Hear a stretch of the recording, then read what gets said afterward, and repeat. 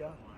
You started the morning saying be cool, and just a few hours later, there was a pause put in on the tariffs. Can you walk us through your thinking about why you decided to put a 90-day pause? Well, I thought that people were jumping a little bit out of line. They were getting yippy, you know. They were getting a little bit yippy, a little bit afraid, unlike these champions, because we have a big job to do. No other president would have done what I did. No other president. I know the presidents, they wouldn't have done it.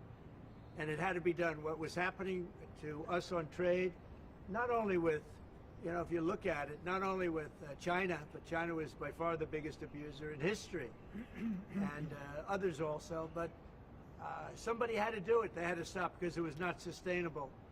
Last year, China made $1 trillion off trade with the United States. That's not right. And now I've reversed it.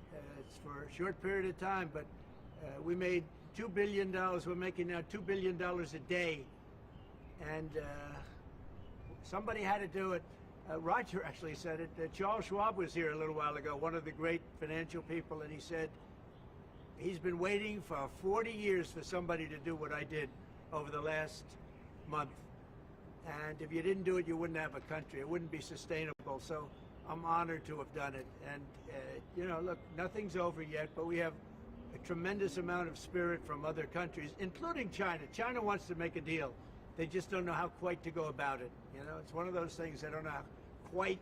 They're proud people. And President Xi's a proud man. I know him very well. And they don't know quite how to go about it, but they'll figure it out. They're in the process of figuring it out, but they want to make a deal. And we have many other countries, as you know, many more than 75, and they all want to come, and they want to come here, or they'll go to Commerce, or they'll go to Treasury. We have our great senators here and congressmen. They'll call John, they'll do somebody, they'll go through somebody, but they're all calling, how do we do this? They all want to make a deal. Somebody had to do what we did, and I did a 90-day pause for the people that didn't retaliate, because I told them if you retaliate, we're going to double it. And that's what I did with China, because they did retaliate. So we'll see how it all works out. I think it's going to work out amazing. I think that our country is going to be at the end of a year or shorter, but I think we're going to have something that nobody would have dreamt possible. A man like Roger Penske, I don't want to get him in trouble with China, so I won't, but he would know that you have to, someday you have to cut the bow and you have to do what you have to do, right, Roger? And that's what I did, and I'm very happy to have done it. Mr. President, the Prime Minister of Greece just told Breitbart's Matt Boyle that he thinks absolutely the European Union and the United States could work out a trade deal that's win-win and, quote, mutually beneficial to both sides. What do you think about the Prime Minister's comments, and do you think a deal could be struck with the European Union? First of all, I know him, he's a good man, and I appreciate his comments. Yeah, a deal could be made with every one of them. A deal's going to be made with China. A deal's going to be made with every one of them. And there'll be fair deals. I just want fair. There will be fair deals for everybody.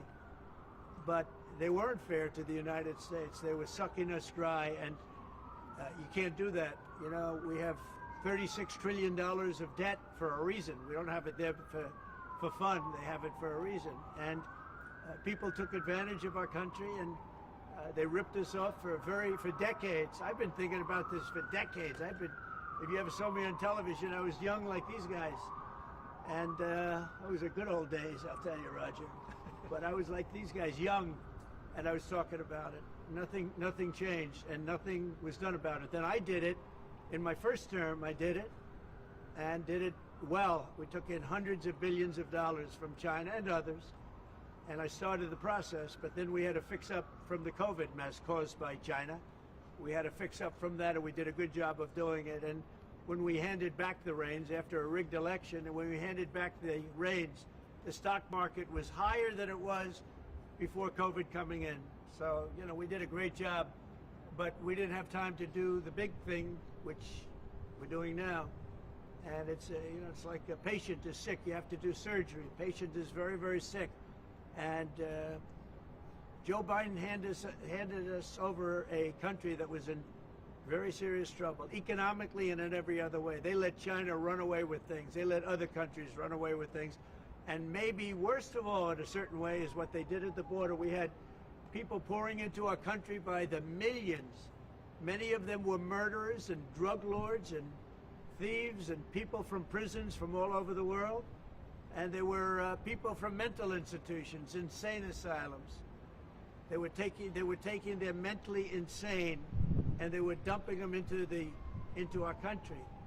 And I'll tell you, Tom Homan and Kristi Noem are doing a fantastic job in removing them. And now the courts, the Supreme Court just gave us numerous good rulings where we have to be able to get them out. You had other judges trying to take over the system. And think of it, they take over, they want these people coming back, Tren de Aragua from Venezuela, the Venezuela jails that cut off the fingers of a man in Colorado. They cut off his fingers because he called the police looking for help. They said, "Did you call the police?" He said, "Yes, I did." "Put your hand down," and they cut off the fingers. This is what they want to bring these people back now. And I want to thank the president of El Salvador for the job he's done, because that's the way it has to be done. And it's too bad.